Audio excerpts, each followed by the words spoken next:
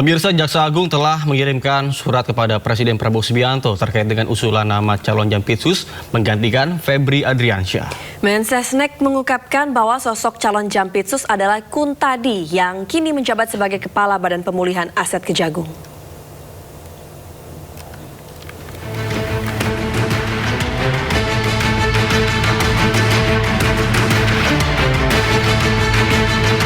Usai Jampitsusnya jadi tersangka kasus mega korupsi, Jaksa Agung ST Burhanuddin telah mengirimkan surat kepada Presiden Prabowo Subianto terkait usulan nama calon Jaksa Agung Muda bidang tindak pidana khusus atau Jampitsus menggantikan Febri Adriansyah.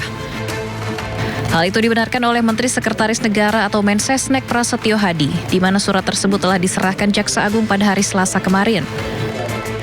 Mensesnek juga mengungkapkan bahwa sosok pengganti Febri Adriansyah sebagai Jampitsus adalah Kuntadi. Per kemarin hari Selasa tanggal 14, Jaksa Agung telah secara resmi mengirimkan surat kepada Bapak Presiden untuk mengajukan usulan nama pengganti pejabat Jaksa Agung Muda Tindak Pidana Khusus yang beberapa waktu yang lalu mengajukan pengunduran diri, dan kami mohon waktu untuk memprosesnya karena memang ada mekanisme istilahnya adalah TPA ya. Kuntadi merupakan salah satu jaksa senior di Korps Adiaksa, kelahiran Semarang, Jawa Tengah pada Januari 1970. Sejumlah posisi strategis pernah diemban Kuntadi.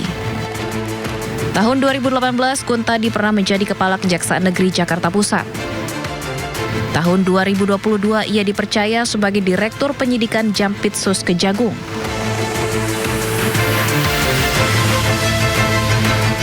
Tahun 2024, Kuntadi dipromosikan sebagai Kepala Kejaksaan Tinggi Lampung dan kemudian dipindahkan sebagai Kepala Kejaksaan Tinggi Jawa Timur. Tahun 2025, Presiden Prabowo menunjuk Kuntadi sebagai Kepala Badan Pemulihan Aset Kejaksaan Agung.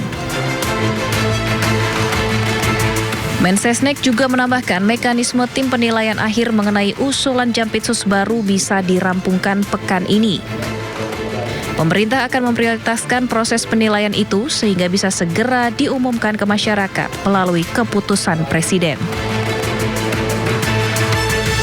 Pemirsa Sindo Today, kita awali dengan informasi akibat lupa memadamkan api di dapur. Sebuah rumah di Kabupaten Muaro Jambi, Provinsi Jambi, ludes terbakar. Rojiun, ya Allah, astagfirullah. Rumah Tante Pote di dekat rumahnya Lik Tasmin kebakaran. Api melalap sebuah rumah di RT 1 Kecamatan Jambi Luar Kota, Kabupaten Muaro Jambi, Provinsi Jambi. Kebakaran terjadi diduga akibat sang pemilik rumah lupa mematikan api usai memasak dengan menggunakan kayu di dalam dapur rumahnya Rabu malam.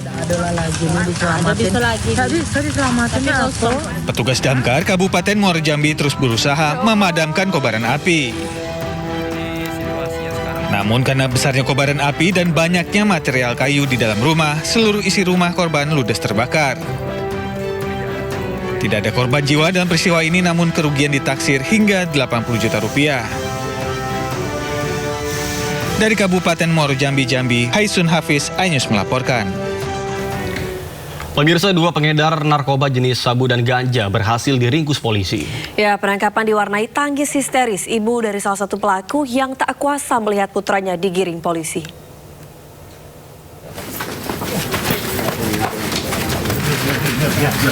Dua pemuda terduga pengedar narkoba tak berkutik saat mencoba kabur dari sergapan tim Opsnal Narkoba Polsek Metro Gambir di permukiman padat penduduk Jalan Setiakawan Gambir, Jakarta Pusat. Itu apa tuh? Apaan? Sabu. Dari hasil penggeledahan terhadap pelaku, petugas mendapati 14 klip berisi sabu seberat 3 gram dan 2 paket ganja seberat 10,36 gram.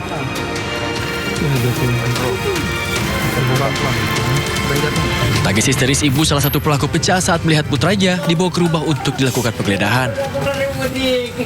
Saya baru datang dari kampung, Pak. Baru saya nggak bisa bangun.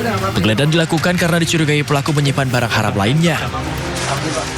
Informasi dari masyarakat bahwa di TKP sering ada tindak pidana penyalahgunaan narkotika. Tim Narkoba Polsek Gambir melakukan penyelidikan dan observasi di TKP, kemudian menemukan dua diduga pelaku penyalahgunaan narkoba. Dua orang ini dilakukan penangkapan. Pertama, inisial AS usia 39 tahun dan AR usia 24 tahun. Guna kepentingan penyelidikan, kedua pelaku kemudian dibawa ke Polsek Metro Gambir. Polisi pun kini tengah mengembangkan kasus guna mengungkap bandar pemasok narkoba kepada keduanya. Dari Jakarta, Rani Sanjaya, A-News melaporkan. Pemirsa, Kejaksaan Agung menerbitkan 3 surat perintah penyidikan baru untuk melanjutkan penanganan 3 perkara yang menyeret mantan Jampitsus Febri Adriansyah. Menurut Kejagung, dalam 3 sprindik baru tersebut, ex-Jampitsus telah ditetapkan tersangka setelah sebelumnya sempat menjadi saksi. Kepala Pusat Penerangan Hukum Kejaksaan Agung Anang Supriyatna menyatakan penerbitan 3 sprindik dilakukan setelah penyidik Polri menyerahkan dokumen serta barang bukti kepada penyidik Kejagung. Menurut Anang, dalam rilis tertulisnya, dalam 3 sprindik yang baru diterbitkan itu, Febri Adriansyah tetap menjadi tersangka dugaan korupsi tindak pidana pencucian uang. Anang juga menegaskan Kejagung tetap akan bersinergi dengan penyidik Polri dalam proses penyidikan lanjutan. Selain itu, KPK juga akan dilibatkan untuk melakukan supervisi.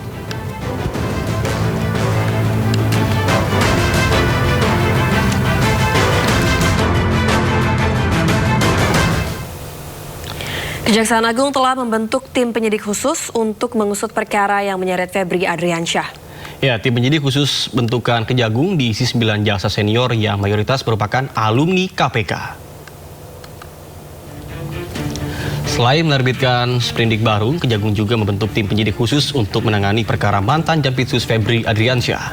Tim penyidik khusus beranggotakan 9 orang jaksa senior dengan mayoritas merupakan alumni KPK. Sementara KPK mengapresiasi langkah Kejagung dan berharap pengalaman tim khusus selama menjadi anggota KPK bisa membantu mengusut tuntas kasus tersebut.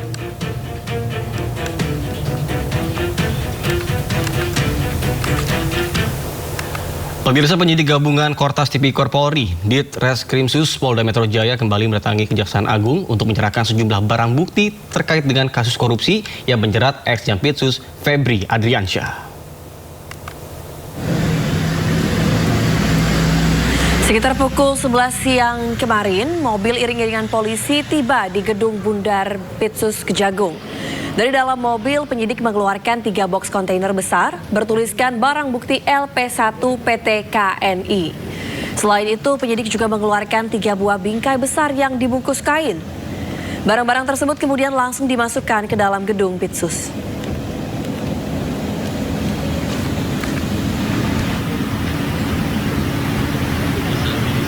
Tidak hanya membawa sejumlah barang, penyidik juga menyerahkan 2 mobil mewah ke Kejagung. 2 kendaraan mewah yakni Toyota Alphard berwarna hitam dan BMW berwarna biru tersebut diparkir di area gedung.